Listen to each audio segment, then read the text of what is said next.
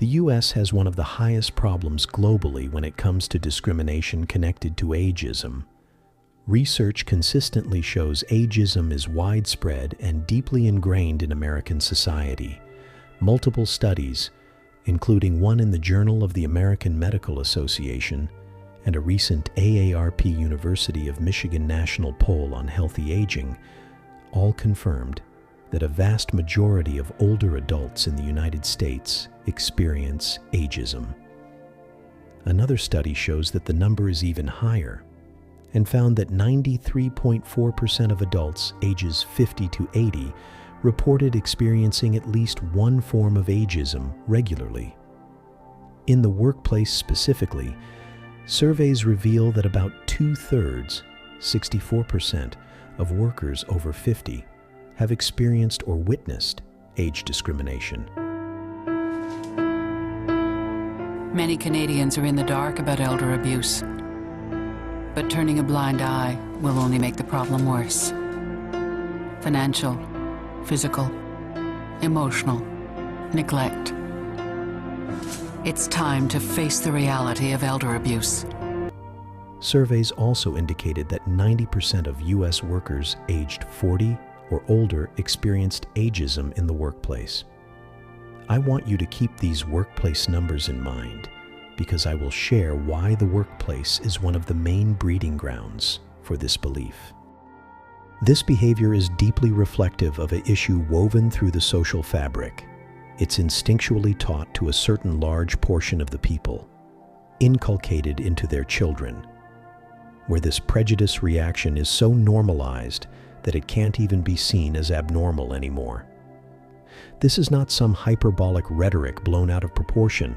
No, because 90% of adults over 50 are screaming a collaborating consensus to testify to the validity of this harsh truth.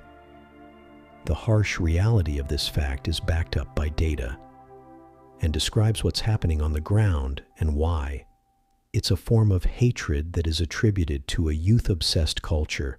It's a corrupted narrative driven by negative stereotypes about aging, creating a fertile ground for ageism.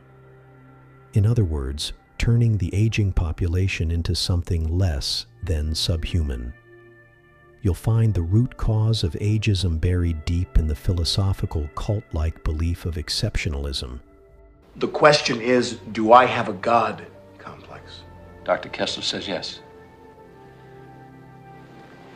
You ask me if I have a God complex? Let me tell you something. I am God. The definition is the condition of being exceptional or unique, or a theory that a specific entity, such as a nation or culture, is unique and doesn't conform to general norms, often believing it holds a special role in history or world affairs. So in other words, to be the best, the fastest, the smartest, the richest, and most of all the strongest. You know where this is going, right? Most of the issues that are facing this particular region of the world stems from believing in this false theory of exceptionalism. Not only is it devouring the elderly, but it also destroys the youth. Record high anxiety, record high suicide rates. The cold truth of this mythical belief is, if you can't keep up, you'll be left behind, and the youth know it. In fact, this applies to any particular marginalized group that doesn't fit the scenario of excellence. But also riding beside this twisted theory is predator capitalism. Because of its beneficial monetary gains, remember the workplace problem. With that systematic cult-like belief, the only thing that matters is fast, profitable returns. Any slowdowns at all in that chain is considered a weak link, to be phased out with extreme prejudice, forced early retirement, hours cut, management bullying, and so much more, of course, all done with legal cover. In this systemic belief system, you have become a weakness to the health of the strong, because age to them is a liability, to be thrown into a containment shelter, like a retirement home. This is no joke. The data shows that America has one of the highest actions of sending their aging parents to old folks' homes, more than any other country. Just imagine the negative effects that has on their mental state, like poorer mental and physical health. Some studies suggesting it can even shorten lifespans for older Americans. You see, ageism in the United States shows an underlying disturbing trend of performative empathy on a societal or national scale. The phenomenon where public outrage and sympathy for a single act of violence while ignoring or downplaying a larger pattern of systemic violence.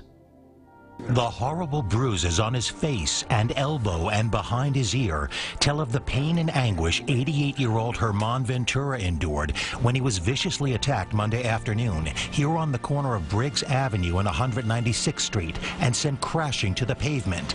In his native Spanish, he tells me, Lo tumbé.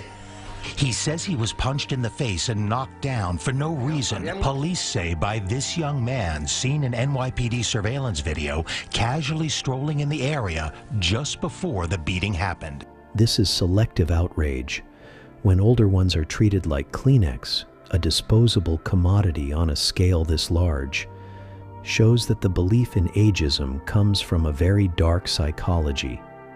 And no one should fool themselves that something more contrarily monstrous is boiling beneath the surface. The lack of empathetic traits and what the data is signaling is a large portion of the population are more closely related to the villains they claim not to be, especially when they callously send their elderly parents out the pasture because they live past their usefulness. Brutal, isn't it? And also strangely familiar too. Survival of the fittest, only the strong survive. We have seen historically what happens to those who believe only the fittest should be allowed to live. The high prevalences of ageism in the U.S.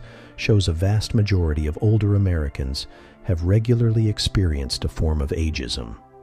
That's right, a majority of older Americans, illustrating that this is more than a small problem of whoops, I made a mistake.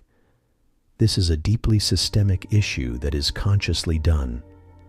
The paradoxical absurdity of this belief is that the youthful aging generation is terrified that their time is quickly running out, and they too will be fed to the sacrificial machine like in the movie Logan's Run.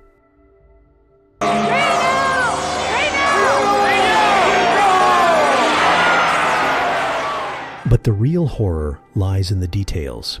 The truth is, this is all societal accepted, because while racism is widely condemned, ageism is often more subtle and at times even accepted in society, notes the Maine Council on Aging. For example, stereotypes about older adults being forgetful or incapable are sometimes perpetuated without much challenge. The sad part is, the older ones are their own worst enemy, reinforcing the practice of hatred because they were once the benefiters of it. People must really take a closer look at what this means as a whole for American society, because even though we're living on the surface relatively peaceful, yet look past the glitter and see that the older Americans, grandparents, our grandmothers are all treated as though they are second-place citizens. Ageism embodies resentment, fear, frightful destiny, and of course, all of this is dipped in a candy shell form of hate to make the cruelty more digestible. In summary, united we stand and divided we fall is not some cheesy slogan on a t-shirt. It's of paramount importance, especially in a society is as fractured as this one. The fact is, the warriors of the pass of a rowing ships always needed strong rowers, but time affects us all. Eventually, one of those warriors will have to give up their spot and move over to a stronger rower. But when they will move not to a position of worthlessness, but move to the front to take the lead in steering the troubled waters, because the new rowers may have strength, but the older ones have traveled this path many times and know the safe routes.